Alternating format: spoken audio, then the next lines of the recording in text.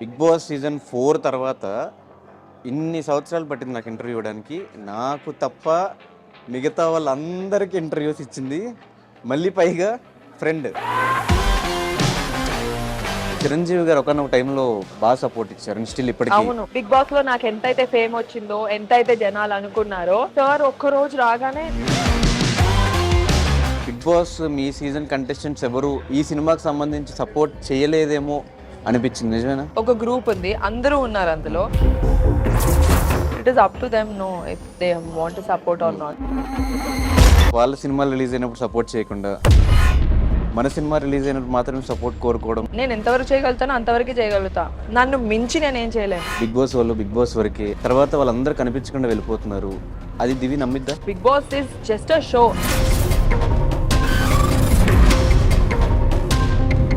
Sohel episode అంతా చూసినప్పుడు ఏమనిపించింది? టాప్ పొజిషన్కి వచ్చేసరికి మనం అది రానివ్వకుండా ఉంటే, బోల్డ్ వీడియోస్ కానీ అట్లాంటి ఫొటోస్ కానీ, ఈ చేంజ్ ఓవర్కి రీజన్ ఏంటి? ఇంకెప్పుడు చేస్తారు? కానీ నెగిటివ్ కమెంట్స్ వచ్చినప్పుడు వాళ్ళు ఆ స్టేజ్ లో లేరు కాబట్టి దే కీప్ కమెంటింగ్ నెగిటివ్. ప్రేమించిన అబ్బాయి మన కళ్ళ ముందు ఇదైపోతే, చనిపోతే ఆ టైంలో ఎలా తీసుకున్నావు? ఆల్ ఆఫ్ ఎ సడన్ నా కళ్ళ ముందు డెత్ అయిపోతే మెట్ల పైన కూర్చొని ఏడ్చేసేదాన్ని.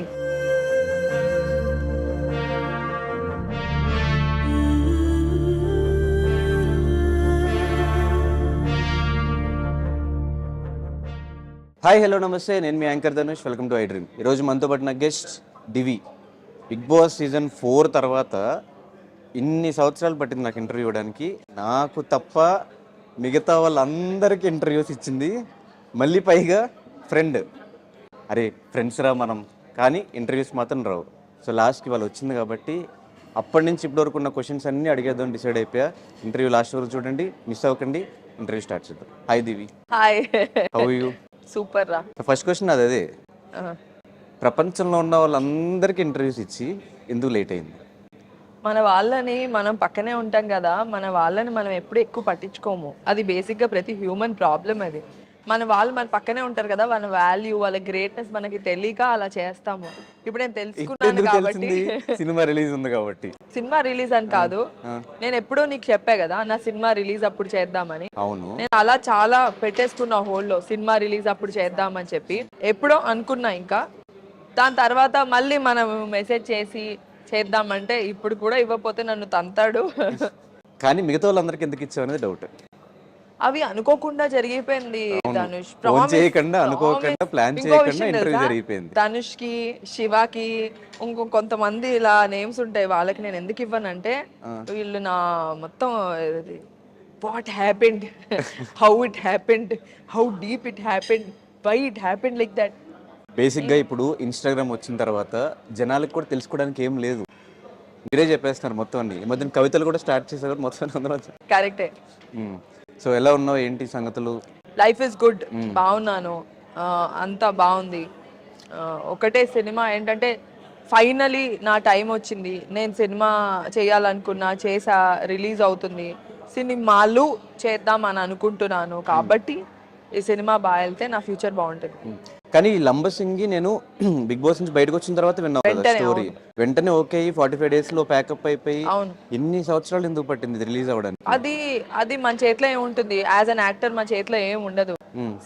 ప్రొడ్యూసరు, డైరెక్టరు, ఆ టీం ఎలా అనుకుంటే అలా.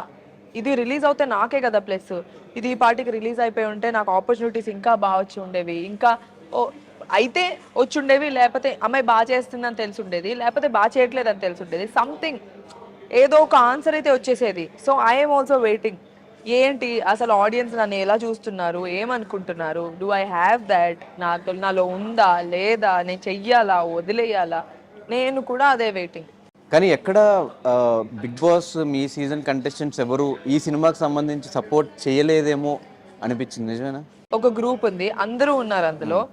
సో అందరు ఉన్న గ్రూప్ లో అయితే నేను షేర్ చేశాను. సపోర్ట్ గురించి మాట్లాడుతున్నా, అంతవరకే నేను చేయగలను. నేను అంటే అన్నీ పంపించాను నావన్నీ. అది ఇంకా నేను సపోర్ట్ చేయమనే పంపించాను. Please support, this is my debut first film, please support my film I really need you all in this time అని చెప్పి. It is up to them know if they want to support or not. Few people did, కొంతమంది చేశారు, కొంతమంది post చేశారు, share చేశారు. So yeah, మిగతా టైంలో వాళ్ళు ఎవరికి ఫోన్లు చేయకుండా, మిగతా టైంలో వాళ్ళ సినిమాలు రిలీజ్ అయినప్పుడు సపోర్ట్ చేయకుండా, మన సినిమా రిలీజ్ అయినప్పుడు మాత్రమే సపోర్ట్ కోరుకోవడం ఎవరి సినిమాకి సపోర్ట్ చేయలేదని నువ్వు అనుకుంటున్నావు? ఈవెన్ సోయల్ సినిమా రిలీజ్ అయినప్పుడు కూడా ఎక్కువ పోస్టులు పెట్టడం నేను చూడలేదు. పెట్టాను, 1 or 2 మెనీ పోస్ట్ మెనీ అంటే వాడు చేసిన 3 సినిమాలు, ప్రతి సినిమాకి నా పోస్ట్ ఉంటుంది, ప్రతి సినిమాకి ఉంటుంది. ఫస్ట్ 2-3 అప్పుడైతే పార్టీ కూడా, నేను బేసిక్లీ పార్టీస్ అవి ఇవి ఎక్కువ వెళ్ళను. And on top of it నా షూటింగ్స్ లో నేను వర్క్స్ లో ఉన్నాను. సోహెల్ కి నేను ఖచ్చితంగా సపోర్ట్ చేశాను. ఇంకా మిగతా వాళ్ళు ఎవరైనా వాళ్ళతో టచ్ లో లేకపోయినా సడన్ గా ఫోన్ ఎవరితో లేను. ధనుష్, నేను ఇప్పుడే కాదు, నాకు వెరీ లిమిటెడ్ ఫ్రెండ్స్. నేను మోర్ ఓవర్ సినిమా ఫ్రెండ్సే ఉండరు నాకు, చాలా తక్కువ, very limited friends. I don't like that. నాకు ఇంట్లో ఉండడం చాలా ఇష్టం. బయటికి వెళ్ళిపోయి పార్టీలకి వెళ్ళిపోయి, ఒక్కసారి నీ బర్త్డేకి వచ్చాను గుర్తుందా, నేను ఆ రోజు అక్కడ నుంచి రిటర్న్ అవుతున్నాను, నీ బర్త్డే అని చెప్పావు. ఆ రోజు నేను I took a step forward to come, నా అంతటా నేను ఇనిషియేటివ్ తీసుకొని. సో నాకు ఎక్కువ ఇష్టం ఉండదు ఎప్పుడైనా ఒక్కసారి వెళ్ళామా, చిల్ అయ్యామా, వచ్చేసామా అని. నేను ఇంట్లోనే హ్యాపీ. అండ్ ఒక్కసారి పార్టీ బాండింగ్స్ ఏంటి, బయటకు వచ్చాక బాండింగ్స్ ఉండకపోవడం. నీకు ఇంకో విషయం తెలుసా, నేను ఎప్పుడు చెప్తా, నేను ఐ హ్యావ్ అ క్లారిటీ. నేను హౌస్ లో కూడా దూరంగానే ఉన్నా, నేను ఇప్పుడు కూడా అలాగే ఉన్నా. సో అలాని నేను రుద్దేసుకొని పూసేసుకొని ఎప్పుడు లేను, బయట కూడా రుద్దేసుకొని పూసేసుకొని లేను. అండ్ మోర్ ఓవర్ ఆ లోపల ఉండి ఎవరైతే క్లోజ్ గా ఉన్నారో వాళ్ళు ఇప్పుడు అలా ఏం ఉండరు. అదంతే, అది అక్కడ టెంపరీ. హగ్స్ చేసేసుకొని నువ్వు ఉండిపోయావు, నువ్వు ఎలిమినేట్ అవ్వలేదు అంటే హగ్ చేసేసుకున్నంత మాత్రాన వాళ్ళకి నువ్వు అంటే నిజంగా ఉంటే హ్యాపీయో, ఉండకపోతే హ్యాపీయో, ఇవన్నీ కాదు. Finally at the end of the day నేను ఉండాలి, నేను ట్రోఫీ గెలుచుకోవాలి, నేను ఎండింగ్ వరకు రావాలి, నేను కదా గెలుచుకోవాలని. ఇప్పుడు నీకు నాకు మధ్య పోటీ ఉందనుకో, నువ్వు గెలిచావంటే నాకు ఆబ్వియస్గా నేను ఫీల్ అవుతాను కదా. What ever happens in the house is just for the viewers. మనం ఇలా చేస్తే ఇలా బాగుంటుంది, నన్ను ఇంత పాజిటివ్గా తీసుకుంటారు, నన్ను ఇంత నెగిటివ్గా తీసుకుంటారు. నేను చాలా స్ట్రైట్ ఫార్వర్డ్గా ఉంటా, నేను నాలా ఉంటా, నేను క్లారిటీగా ఉన్నా. నేను ఈ చేయను, నాకు దెబ్బలు తగిలితే నా సినిమాకి నేను సినిమా చేయాలి, నేను దెబ్బలు తగులుతాయి, నేను ఇంతవరకే చేయగలుగుతా, నేను ఎంతవరకు చేయగలుగుతానో అంతవరకే చేయగలుగుతా, నన్ను మించి నేనేం చేయలేను. So yeah. ఇంకా స్టిల్ మీ సీజన్ నుంచి టచ్ లో ఉన్న వాళ్ళు ఎవరు? అందరు టచ్ లో ఉన్నారు, బాగా క్లోజ్ గా. సోయల్తో, ఆర్యానాతో, అవినాష్తో, అమ్మతో, అందరితో టచ్ లో ఉన్నా, హారికాతో. సో మెహబూబ్తో. తను నాకు ఫోన్ చేస్తాడు ఎప్పుడైనా, కాల్స్, ఏదైనా వర్క్ ఉందంటే నాకు కాల్స్ వస్తాయి, నాకు ఏదైనా పని ఉందంటే మేము అందరం మాట్లాడతాము. మీ సీజన్ లో సూర్యకిరణ్ గారు రీసెంట్ గా ఎక్స్పైర్ అవ్వడం జరిగింది. అసలు చూడగానే చాలా షాక్. అది సూర్యకిరణ్ గారు ఫోన్ చేసి నీకు ఆపర్చునిటీ ఉంది తమిళ్లో, నేను ఈ రోల్ అనుకుంటున్నాను అని ఫోన్ చేశారు. హ్యాపీగా అనిపించింది. యూనో తమిళ్ డెబ్యూ కోసం నేను వెయిట్ చేస్తున్నా. సార్ ఎప్పటికప్పుడు సినిమా గురించి, అంటే సూర్యకిరణ్ గారు బిగ్ బాస్ కన్నా ముందు కూడా నాకు తెలుసు. ఒకసారి నేను ఏదో ఆడిషన్కి వెళ్ళినప్పుడు ఆఫీస్లో చూశాను, ఓ కళ్యాణి గారి హస్బెండ్ అది ఆ టైప్లో. దాని తర్వాత సూర్యకిరణ్ గారితో 1 week ఉన్నా కూడా యూనో డిఫరెంట్ ప్లేస్లో, డిఫరెంట్ అట్మాస్ఫియర్లో మేము అందరం కలిసి ఉన్నాము, ఒక మంచి బాండ్ ఉంటుంది. దాని తర్వాత కూడా ఆయన చాలాసార్లు ఫోన్ చేశారు సినిమా గురించి మాట్లాడడం, కానీ ఎప్పుడు సినిమా గురించే. And it's all of a sudden very sad. And దానికి తోడు ఆయన ఒంటరిగా ఉంటారు, ఓన్లీ మదర్తో ఉంటారు. ఏమో ఒక్కొక్క లైఫ్ అలా ఎండ్ అయిపోతుంది సడన్గా.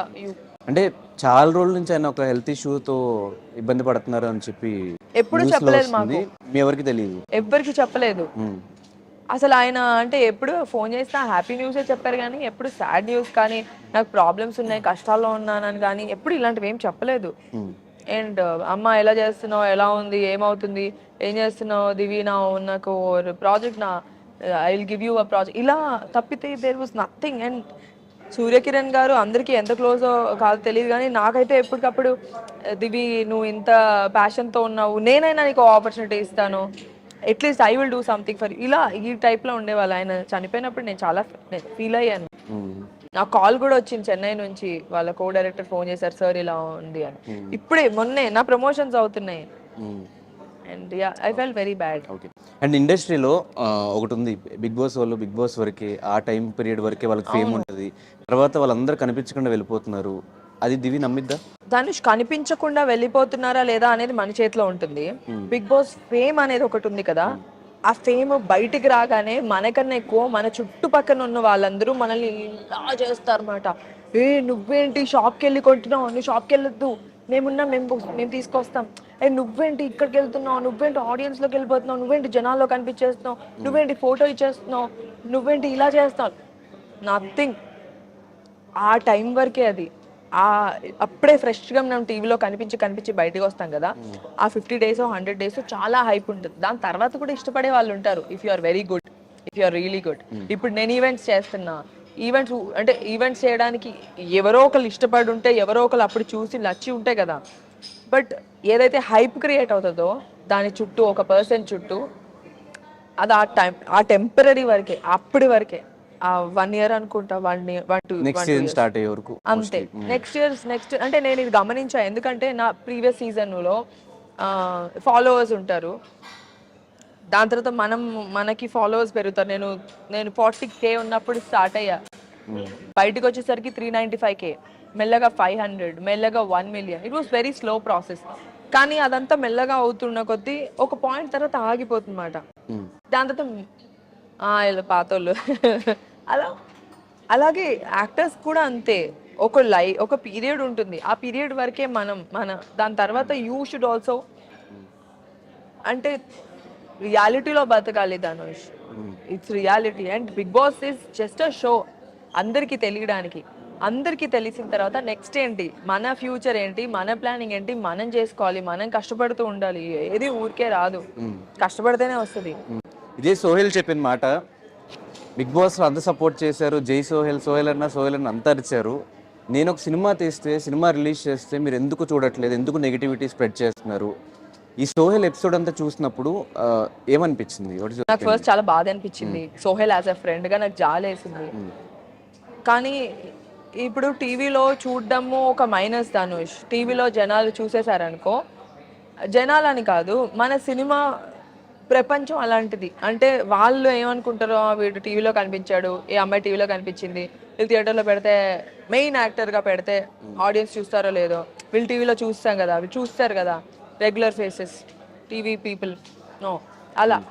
సో టీవీ ఎంతైతే ప్లస్ టీవీ ఆడియన్స్కి, రెగ్యులర్ ఆడియన్స్కి మాకెంతైతే ప్లస్ అయిందో, అందరు ఎలా అయితే బాగా సపోర్ట్ చేశారో ఆ టైంలో, అండ్ సపోర్ట్ చేసిన వాళ్ళు కూడా మేము అడిగిన వాళ్ళు కాదు, నన్ను సపోర్ట్ చేయి ప్లీజ్ అని అడిగిన వాళ్ళు కాదు, బిగ్ బాస్కి ఫ్యాన్స్ వాళ్ళు. దివికో, సోహెల్కో, ఇంకొకరికో ఫ్యాన్స్ కాదు, బిగ్ బాస్ అనే ఒక షోకి, పక్కింట్లో ఏం జరుగుతుందని ఒక షోకి ఇంట్రెస్ట్, ఆ షోకి ఫ్యాన్స్ వాళ్ళు. షోకి ఇప్పుడు నా ఫ్రెండ్ ఒకడు ఉన్నాడు, ఆ ముందు కూర్చున్నాడు, వాడికి బిగ్ బాస్ అంటే వీడే థియేట్లా స్పెక్స్. షోకి ఫ్యాన్స్ మారుతారు ధనుష్. ఒక షోకి ఒక ఫ్యాన్స్. ఇప్పుడు నేను అడగకుండా నన్ను సపోర్ట్ చేసి నెక్స్ట్ సీజన్లో ఇంకోళ్ళకి సపోర్ట్ చేసి నెక్స్ట్ సీజన్లో ఇంకో అయిపోతుంది. అది ఒక టైం అంతే, దట్స్ అ టెంపరీ థింగ్. ఇయర్కి మారుతూ ఉంటారు, 3 monthsకి మారుతూ ఉంటారు వాళ్ళ ఫ్యాన్. సో ఆ టైం వరకే మనకి సపోర్ట్, అండ్ అడగకుండా ప్రేమగా ఇష్టంగా చాలా బాగా చేస్తారు. దాని తర్వాత ఉంటారు, కొంతమందే ఉంటారు, అప్పుడు ఇంత భారీగా ఉంటే తర్వాత ఇంత తగ్గిపోతారు. కొంతమంది ఉంటారు సపోర్ట్ చేసేవాళ్ళు. సినిమాకి వచ్చేసరికి పర్సెప్షన్ మారిపోతుంది, థాట్ ప్రాసెస్ మారిపోతుంది. వీళ్ళని ఎందుకు చూడాలి, వీళ్ళని ఎందుకు ప్రోత్సహించాలంటే, అరే మాకు ఏ సపోర్ట్ లేదు, మీరే సపోర్ట్ చేస్తే బాగుంటుంది. ఇప్పుడు సోహెల్ ఫీల్ అవ్వండి అంటే సేమ్ అంతే. బిగ్ బాస్కి సినిమాకి కంపారిజన్ లేదు ధనుష్. ఇది ఒక ప్లాట్ఫామ్ జనాలు చూడటానికి, జనాలు చూసేశారు. ఇప్పటి నుంచి ఏం చేయాలనేది మన కష్టం. మన సినిమా, మన పిక్, మనం స్క్రిప్ట్ ఎలా చూస్ చేసుకున్నాం, ఎలా పర్ఫామ్ చేసాం, బాగుందా లేదా. ఒక సినిమా నుంచి ఇంకో సినిమా హై అవుతే పైకి వెళ్తాం, పడిపోతే కింద వెళ్ళిపోతాం, అంతే, కనిపించకుండా పోతాం. సోహెల్ బాధపడిందని పక్కన పెట్టేస్తే, ఇదే తమిళ్ బిగ్ బాస్లో, హిందీ బిగ్ పేరు గుర్తు రావట్లేదు, ఒక పర్సన్ బిగ్ బాస్ విన్నర్ అయ్యి బయటకు వచ్చి సినిమా చేసి సూపర్ డూపర్ హిట్ కొట్టాడు. ఎవరు? తమిళో హిందీయో? తమిళ్లోనో హిందీలో ఎవరో గుర్తులేదు. సినిమా చూస్తే సూపర్ యాక్టర్ గా సక్సెస్ అయ్యాడు అబ్బాయి బయటకు వచ్చిన తర్వాత. అబ్బాయా? తమిళ్లో. సో అదే మంచి స్క్రిప్ట్ చేస్తే మీరు కూడా సక్సెస్ అయ్యే ఛాన్సెస్ ఉంటాయి కదా. అవును, ఖచ్చితంగా అదే చెప్తున్నా. మంచి స్క్రిప్ట్ చేస్తే ఖచ్చితంగా సక్సెస్ అయ్యే ఛాన్సెస్ ఉన్నాయి. బిగ్ బాస్ కి సినిమాకి కంపారిజన్ లేదు. మంచి స్క్రిప్టా, మంచి సినిమానా, మంచి పర్ఫార్మరా, ఇదే ఇంపార్టెంట్. అండ్ చాలా మంది ఇప్పుడు ఇంకా బిగ్ బాస్ చేసిన వాళ్ళు క్యారెక్టర్ ఆర్టిస్ట్ లాగా మిగతా మిగతా వేరే వేరే వాటిలో కనిపిస్తున్నారు. ఎందుకంటే అందరు ఇప్పుడు ఆపర్చునిటీస్ ఇస్తున్నారు. అండ్ ఆల్సో మనకి వెబ్ సిరీస్, ఓటీటీస్, సినిమాలు అన్నీ పెరిగినాయి. స్కోప్ ఎక్కువ ఉంది, ఆపర్చునిటీస్కి స్కోప్ ఉంది. బట్ కొంతమంది ఎవరైతే ఇప్పుడు నేను హీరోనే అవ్వాలి, నేను హీరోయినే అవ్వాలి అని అనుకునే వాళ్ళకి ఆబ్వియస్లీ కాంపిటీషన్ ఉంటుంది. ఆబ్వియస్లీ వాళ్ళకన్నా పెద్ద యాక్టర్స్ ఉంటారు, లైక్ ఏ గ్రేడ్ యాక్టర్స్, అంటే లైక్ టాప్ యాక్టర్స్ ఉంటారు. వాళ్ళనే కదా పిక్ చేసుకుంటారు. సో మన దాంట్లో ఏదో ఒక extraordinary, you have to be extraordinary in something for them to pick you. ఒక సినిమా చేసేసి దానికోసం వెయిట్ చేయకుండా మధ్యలో క్యారెక్టర్ ఆర్టిస్ట్గా చేసి మళ్ళీ ఇప్పుడు ఈ సినిమా హీరోయిన్గా లాంచ్ అయ్యి ఒక క్యారెక్టర్ ఆర్టిస్ట్గా చేస్తే మళ్ళీ హీరోయిన్ ఛాన్స్ వస్తాయో రావు అని ఒక డౌట్ రాలేదా? వచ్చింది. ఇప్పుడు ఫస్ట్ అయితే క్యారెక్టర్ చేస్తూనే హీరోయిన్ వచ్చింది. అలాంటప్పుడు క్యారెక్టర్ చేస్తే ఎందుకు రాదు వస్తుంది ఇలా ఏం లేదు ధనుష్. ఈక్వేషన్ మారిపోయింది. ముందు ఈక్వేషన్ వేరు. ముందు క్యారెక్టర్స్ గా చేసుంటే హీరోయిన్ రావడం కష్టం. ఇప్పుడు క్యారెక్టర్స్ చేసినా లీడ్ గా రావడానికి కష్టం కాదు, మన పర్ఫార్మెన్స్ ఇంపార్టెంట్. రాహుల్ రామకృష్ణ, మన హర్ష, ఇంకా చాలా మంది ఇప్పుడు ఏంటంటే వాళ్ళందరూ క్యారెక్టర్స్ చేసి చేసి చేసి దే బికేమ్ లీడ్స్. అమ్మాయిలో కూడా ఉన్నారు, రీతు మన బేబీ హీరోయిన్. కానీ చెప్పిన వాళ్ళందరూ బిగ్ బాస్కి వెళ్ళలేదు. అవును, వాళ్ళకి వాళ్ళ క్యారెక్టర్స్ ఎవరికి తెలియదు. అవును. సో ఇప్పుడు నా క్వశ్చన్ ఏంటంటే బిగ్ బాస్కి ఇప్పుడున్న మైండ్ సెట్కి అనవసరంగా వెళ్ళానేమో బిగ్ బాస్కి అనిపించిందా? ఒకవేళ ఇలా అని తెలుసుంటే బిగ్ బాస్కి వెళ్ళేదనివా? లేదు. ఫస్ట్ థింగ్ ఏంటంటే బిగ్ బాస్కి వెళ్ళే రోజు మాత్రం నాకు చాలా భయం వేసింది ధనుష్. 9 o'clock మార్నింగ్ మా అమ్మకి ఫోన్ చేసా, మమ్మీ నేను వెళ్ళను ప్లీజ్, వచ్చేస్తాను మమ్మీ, ఏదో ఒకటి చేసేసి నేను వచ్చేస్తాను, నాకు బాగాలేదని చెప్తాను, నాకు కడుపు నొప్పి అని చెప్తాను, నేను వచ్చేస్తాను. వెళ్ళు, అంత దూరం వెళ్ళావు కదా, అంటే 28 days మేము లాక్ చేసి దాని తర్వాత వెళ్ళాము. కానీ ధనుష్ నా విషయంలో నేను ఎంత కష్టపడున్నా ఇంతవరకు కూడా వచ్చి ఉండేదాన్ని కాదు. ఓకే, నా విషయంలో నాకు బిగ్ బాస్ చాలా హెల్ప్ చేసింది. నేను కొత్త అమ్మాయిని కదా, కొత్త అమ్మాయిల క్యారెక్టర్ తెలిసినా ఇప్పుడు ఎవరో తెలిసిన వాళ్ళు వెళ్తే వాళ్ళ క్యారెక్టర్ పైన చాలా ఎక్స్పెక్టేషన్స్ ఉంటాయి. కొత్త వాళ్ళు అనుకో, అస్సలు ఏం తెలియదు అనుకో, వాళ్ళ క్యారెక్టర్ పైన వాళ్ళు గుడ్డా బ్యాడా తెలీదు, వాళ్ళ పైన ఏ ఎక్స్పెక్టేషన్ ఉండదు. On top of it by God's grace నాకు బ్యూటీ విత్ బ్రెయిన్ అని, లేకపోతే అమ్మాయి స్ట్రైట్ ఫార్వర్డ్ అని, ఇలాంటి పాజిటివిటీ వచ్చింది. ఆంటీలు, చిన్నపిల్లలు, మంచి లేడీస్, హౌస్ వైఫ్స్, వీళ్ళందరూ అంటే ఇష్టపడడం జరిగింది. అంటే అలా చాలా చాలా తక్కువ మందికి అవుతుంది ఇంట్లో వాళ్ళు, అబ్బా అమ్మాయి బాగుందిరా, పర్సనాలిటీ, షీఈస్ వెరీ గుడ్ అని. అలాగే నాకు చాలా ఈవెంట్స్ కూడా వచ్చాయి. నేను ఓపెనింగ్స్, ఇనాగ్రేషన్స్ అన్నీ అలాగే వచ్చాయి. ఫ్యామిలీస్లో వాళ్ళ వైఫ్స్ మనం దివితో వెళ్దామండి అని అలా అనడం వల్ల. And this is a good thing for me. నా విజిబిలిటీ పాజిటివ్గా వెళ్ళింది. For me that the best thing that I did. కానీ టీవీలో కనిపించడం వల్ల చాలా మైనస్ అయితే ఉంటుంది. థియేటర్కి ఎందుకు తీసుకోవాలి, టీవీలో కనిపించింది కదా, టీవీలో కనిపించింది అంటే ఓకే సో ఇప్పుడు మా సినిమాలో హీరోయిన్ అంటే అని ఆలోచిస్తారు. అది కొంతమంది మాత్రమే. చాలా అంటే ఇప్పుడు కళ్యాణ్ కృష్ణ గారు ఉన్నారు, I'm so thankful to him. Lambasingi సినిమాలో నన్ను పెట్టుకొని ఓకే ఈ అమ్మాయిని హీరోయిన్ లా చూడొచ్చు, ఎందుకు చూడకూడదు, ఎందుకు చేయకూడదు అని. నవీన్ గాంధీ గారు అంటే ఒక సినిమాలో హీరోయిన్ గా ఛాన్స్ ఇవ్వాలంటే ఒక్కరు కాదు ధనుష్, ఒక 20 మంది ఒప్పుకోవాలి. అందరూ ఒప్పుకోవాలంటే అందరూ ఒప్పుకునేలా మనం ఉండాలి. అండ్ మన లైఫ్ మనం అన్నీ అవుతున్నా కూడా మనం how grounded, how normal we are, that is when we will grow in life.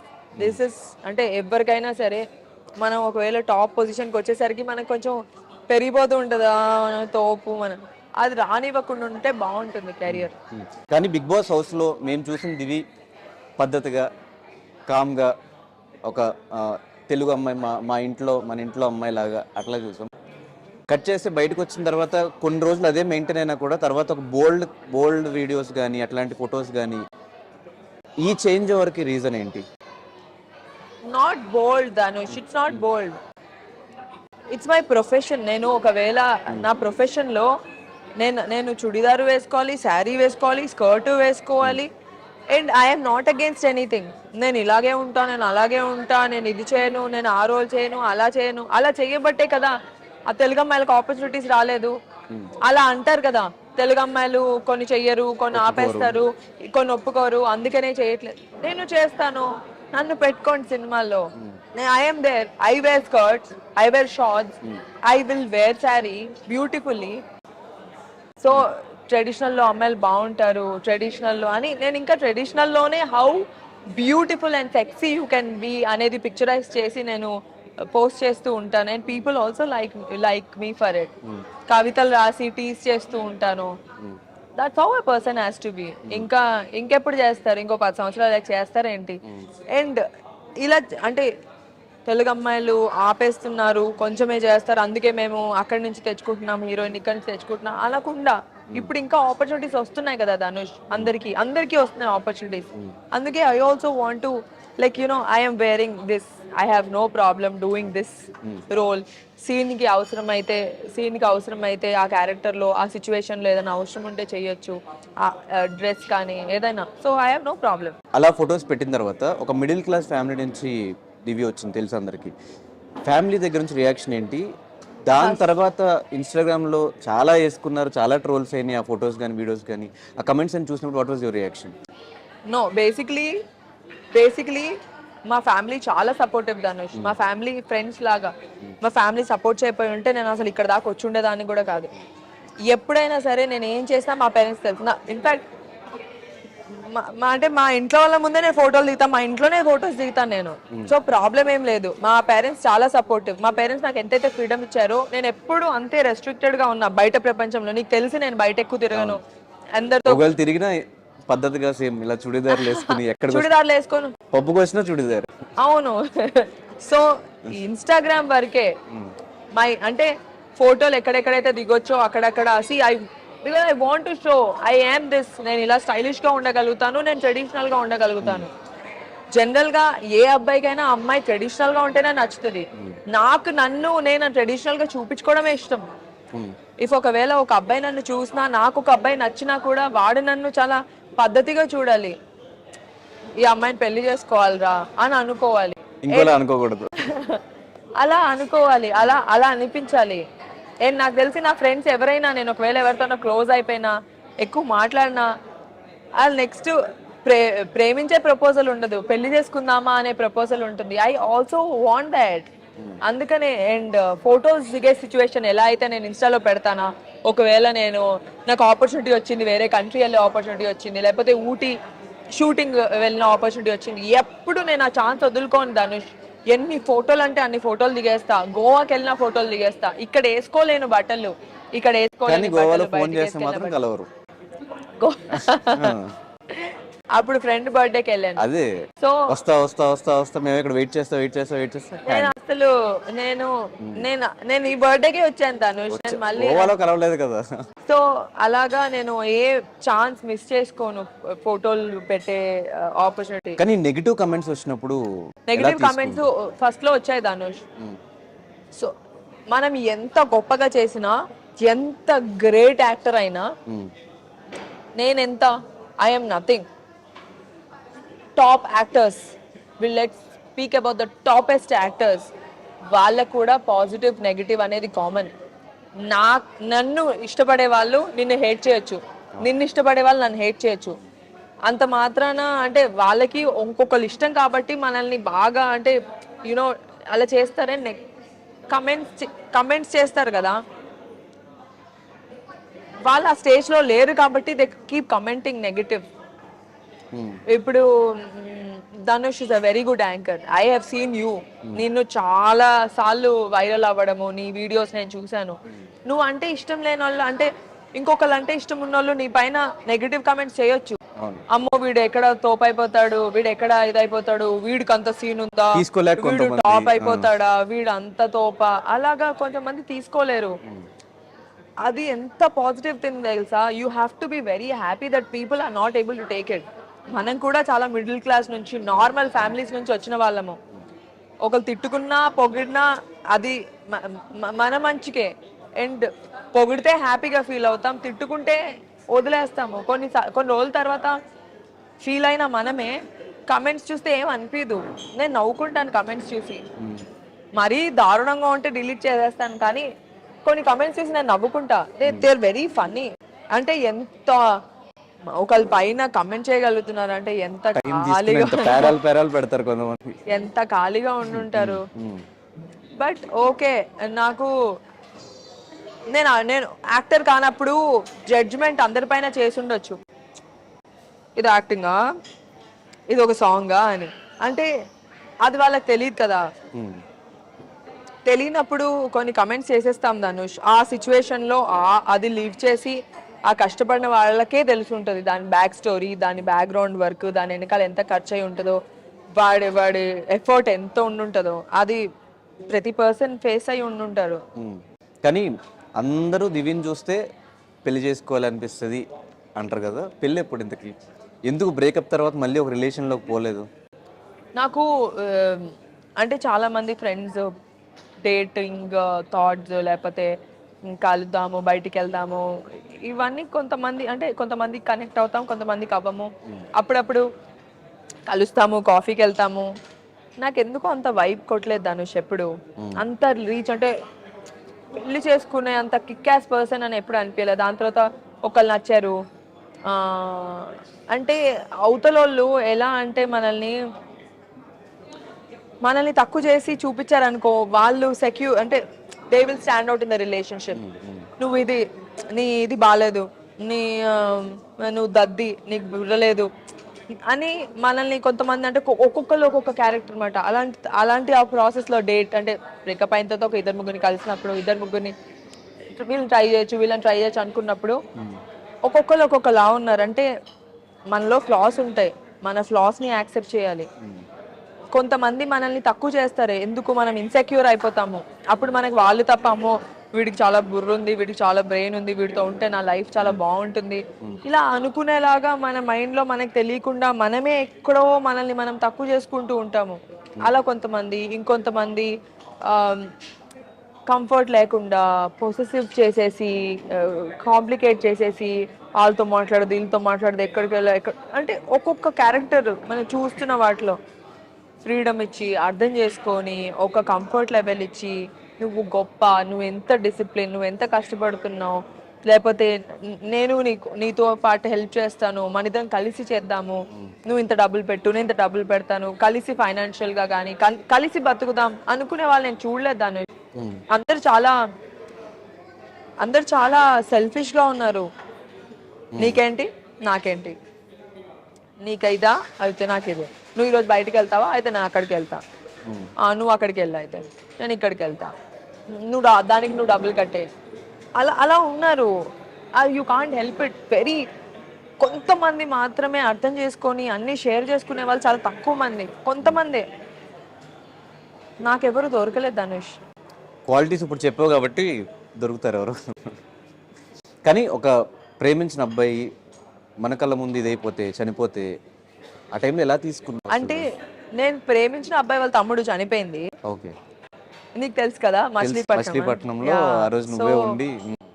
So basically అదొక తలుచుకుంటేనే ఏడుపు వచ్చేసింది నాకు. ఆ అబ్బాయి నాకు చాలా క్లోజ్ ఫ్రెండ్ ధనుష్. నేను లవ్ చేసిన అబ్బాయి వాళ్ళ తమ్ముడు. నేను డొక్కు అని పిలిచేదాన్ని వాడిని, వాడు నన్ను బజ్జీ అని అంటే మా వాడు నన్ను బుజ్జి అని పిలిస్తే ఇడు బజ్జీ అని పిలిచేవాడు. మా ఇద్దరికి ఒక డిఫరెంట్ ఫ్రెండ్షిప్ ఉండేది. రోజు నా బాయ్ ఫ్రెండ్ కన్నా బామ్మర్ది అంటే, నేను వాడిని బామ్మర్ది అంట, అబ్బాయిలా బిహేవ్ చేస్తా. నేను వాడితో ఎక్కువ ఫోన్ మాట్లాడేదాన్ని, అరే ఏంట్రా, అరే ఏం చేస్తున్నావురా అని. మేమిద్దరం ఫ్రెండ్స్ అయిపోయాం ఆ ప్రాసెస్లో.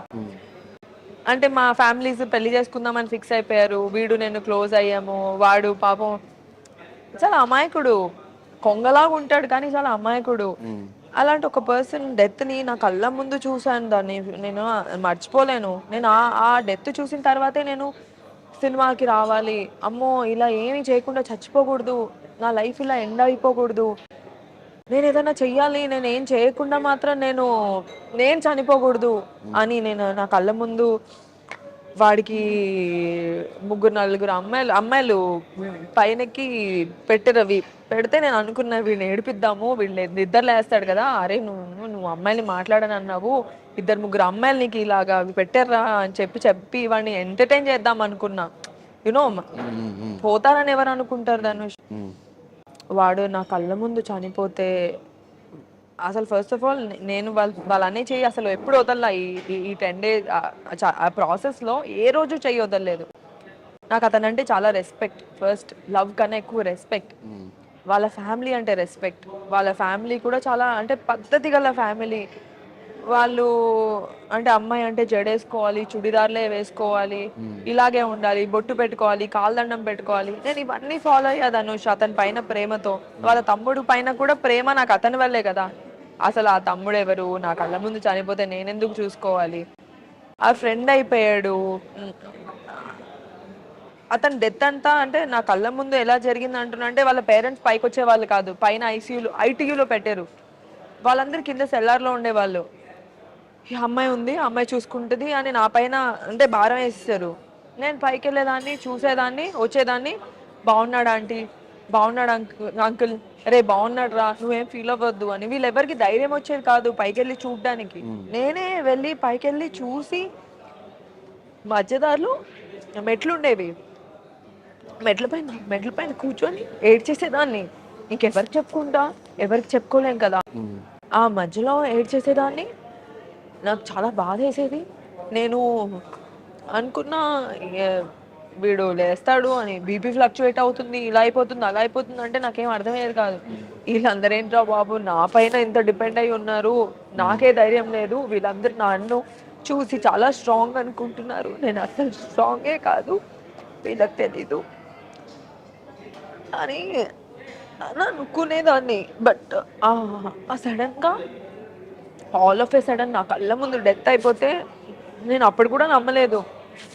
ఓకే వాళ్ళ చెల్లి వస్తుంది యుఎస్ నుంచి, వెయిట్ చేద్దామని. ఇలా డెడ్ బాడీ ఉండేది ఇంట్లోకి, నాట్ అలౌడ్, పెళ్ళవకుండా కోడలు.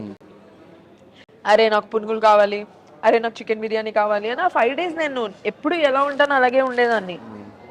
5th day ఎప్పుడైతే తను బాడీ తీసుకెళ్ళిపోయారో వర్స్ట్ అవుట్ అయిపోయాది అనుష్. నా వల్ల కాలేదు అసలు. పెళ్ళి ఇలా చేశారు అంటే నా కళ్ళ ముందు వీడు వెళ్ళిపోతున్నాడు, ఇంట్లో నా ముందే ఉన్నాడు కదా, పోతే పోయాడు, నా ముందే ఉన్నాడు, తెలుస్తుంది వాడు ఉన్నాడు.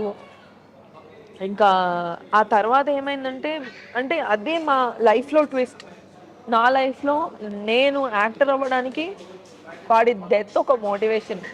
అలా అయిపోవడం వల్ల నేను ఇలా చావకూడదు, నేను ఏదైనా చెయ్యాలి, నాకు యాక్టింగ్ అంటే ఇష్టం కదా, నేను యాక్టింగ్లో స్టాండ్అవుట్ అవ్వాలి, నేను యాక్టర్ అవ్వాలి, అందరికీ నేను తెలియాలి, ఏదో చేయాలి, నేను బుక్ అయినా రాయాలి, లేకపోతే యాక్టర్ అవ్వాలి, లీడ్ అవ్వాలి, నా కోరిక నేను తీర్చుకోవాలి, ఆ తర్వాతే నేను బయటికి రావాలి అని వాడి వల్లే నేను మోటివేట్ అయ్యి ఇంకా తను వదిలేసుకొని మా రిలేషన్షిప్ ఇంకా వర్కౌట్ అవ్వలేదు. But I still like him, we both like each other. మేమిద్దరం మాట్లాడుకోము, కానీ తను ఎక్కడున్నా హ్యాపీగా ఉండాలనే కోరుకుంటాను. తనకి 2 పిల్లలు, తను హ్యాపీగా పెళ్ళైపోయింది, 2 పిల్లలు, హ్యాపీగా ఉన్నాడు, మంచి వైఫ్, హ్యాపీగా ఉంటే ఇంకేం కావాలి. నేను ఇష్టపడిన వాళ్ళు ఎక్కడున్నా హ్యాపీగా ఉండాలనేదే నా కోరిక. అండ్ వాళ్ళ పేరెంట్స్ అందరికీ నేనంటే ఇష్టం. అవ్వలేదు అంతే, మన రాసి పెట్టలేదు. కానీ ఇండస్ట్రీలో అందరూ అనుకునేది మనకు ఒక సపోర్ట్ ఉంటే బాగుండు, మనకు ఒక సపోర్ట్ ఉంటే బాగుండు. అట్లా చిరంజీవి గారు ఒకనొక టైంలో బాగా సపోర్ట్ ఇచ్చారు, స్టిల్ ఇప్పటికీ. అవును. ఆ సపోర్ట్ ఎలా అనిపించింది? సో చిరంజీవి గారు is a biggest support. Big Boss లో నాకు ఎంతైతే ఫేమ్ వచ్చిందో, ఎంతైతే జనాలు అనుకున్నారో దానికి ఈక్వల్ గా సార్ ఒక్కరోజు రాగానే అలా వెళ్ళిందన్నమాట. సో సార్ దాని తర్వాత ఆపర్చునిటీ ఇచ్చారు, సార్ మూవీలో కీ రోల్ ఇచ్చారు. ఆ కీ రోల్ వల్ల నా పర్ఫార్మెన్స్ ఏంటో తెలిసింది అందరికి. ఓ దివికి ఆపర్చునిటీ ఇవ్వచ్చు, షీఈ్ అ పర్ఫార్మర్ అని అనిపించిందే అప్పుడు. అండ్ చిరంజీవి గారు is a amazing human being. నేను చాలా ఇంటర్వ్యూస్ లో చెప్పాను ఇప్పటికి, ఎందుకు ఇస్తారు అవార్డులు, అంత అద్భుతమైన యాక్టర్ కాకపోతే, అంత అద్భుతమైన హ్యూమన్ బీయింగ్, అంత అద్భుతమైన పర్సన్ కాకపోతే ఊరికే అవార్డ్స్ రావు. He's amazing Dhanush, he's a very good support. Nag sir also very good support. But only thing ఏంటంటే అంటే స్టార్టింగ్ నుంచి వీళ్ళుండి స్టార్టింగ్ నుంచి అంతే సపోర్ట్ నుండి అలా ఉండి ఇంకా బాగుండేది. నాకు ఎప్పుడు సపోర్ట్ లేదు, సడన్ గా జరిగింది. బిగ్ బాస్ తర్వాత అయ్యింది, లేట్ అయింది, but still okay. So Chiranjeevi గారి తర్వాత నేను విన్నది హరీష్ శంకర్ గారు కూడా మంచి సపోర్ట్ ఇస్తూ ఉంటారు దీపికి అని చెప్పేసి, మంచి ఫ్రెండ్ అని కూడా విన్నా, నిజమేనా? హరీష్ శంకర్ గారు ఎప్పటి నుంచి తెలుసు అంటే, నేను రాబర్ట్ రిచర్డ్సన్ అని ఆస్కార్ విన్నింగ్ కెమెరామెన్ వచ్చారు ఇండియాకి. అప్పటికి నేను మహర్షి చేశాను. నాకు ఎవరో పరిచయం చేశారన్నమాట, వీళ్ళకి ఇంగ్లీష్ నుంచి తెలుగుకి, తెలుగు నుంచి ఇంగ్లీష్కి కన్వర్ట్ చేయాలి, వీళ్ళకేమో తెలుగు రాదు కాబట్టి. సో ఆ ప్రాసెస్లో ఈయన ఒక ఆస్కార్ విన్నింగ్ కెమెరామెన్ ఇండియాకి వచ్చారని తెలిసిన తర్వాత మన తెలుగు ఇండస్ట్రీ డైరెక్టర్స్, కెమెరామెన్స్ అందరూ కలవడానికి వచ్చారు. హ్యాపీలీ, లక్కీలీ నేను మెయిన్ ఆస్కార్ విన్నింగ్ 3 ఆస్కర్స్ వచ్చాయి ఆయనకి, రాబర్ట్ రిచర్డ్సన్ అని, aviator, Hugo, JFK, once upon a time in Hollywood, ఇప్పుడు ఈక్వలైజర్, అన్ని అంటే ఈక్వలైజర్ 3 ఈ మూవీస్కి ఆయన కెమెరామెన్. ఆయన కలవడానికి వచ్చారు వీళ్ళందరికీ ఓకేనా నాట్ ఓకేనా చెప్పాల్సినది నా చేతిలో ఉందన్నమాట. ఓకే వీళ్ళని కలవచ్చు, ఓకే వీళ్ళని కలవకూడదని.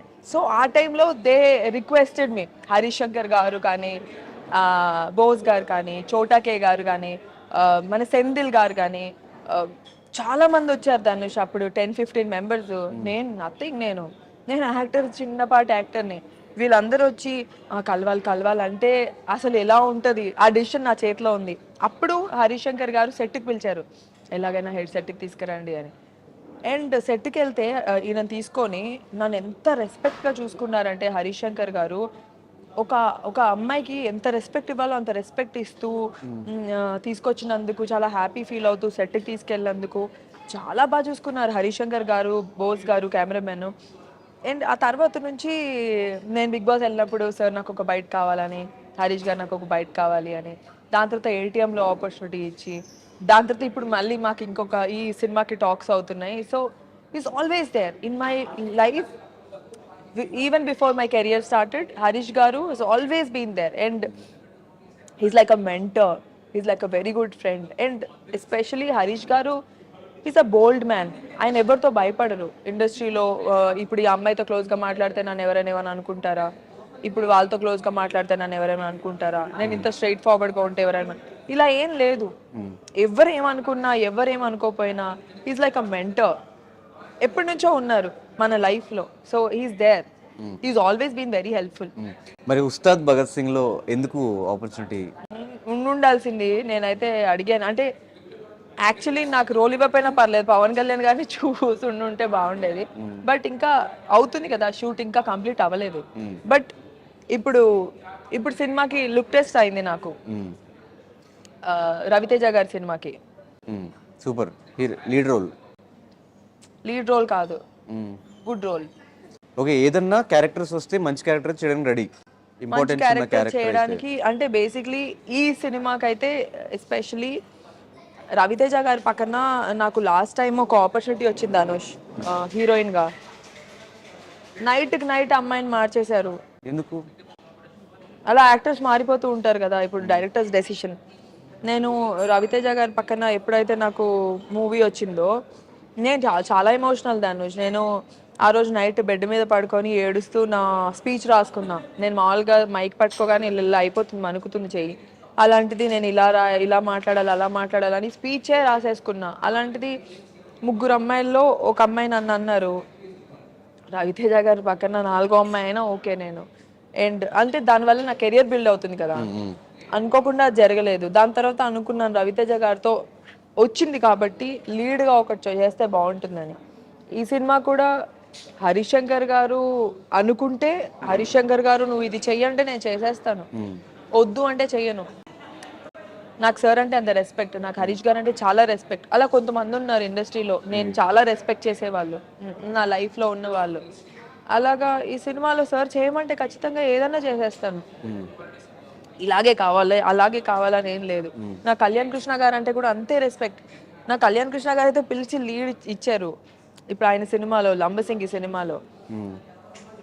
వాళ్ళు అనుకొని ఉంటారు కదా ఈ అమ్మాయికి ఆపర్చునిటీ రావాలి అని. అలా కొంతమంది అనుకొని ఇలాంటి రోల్ అయితే బాగుంటుందని అనుకొని ఇస్తే బాగుంటుంది. నేను ఏం చేయగలను ధనుష్, నా చేతిలో ఏముంది?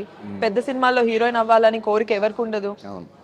నాకు ఉంది కోరిక, నేను పెద్ద సినిమాలో హీరోయిన్ అవ్వాలి, నేను చెయ్యాలి అని. మా పేరెంట్స్ ఇప్పటికీ ప్రౌడ్, ఇంకా ప్రౌడ్ చేయాలి అని.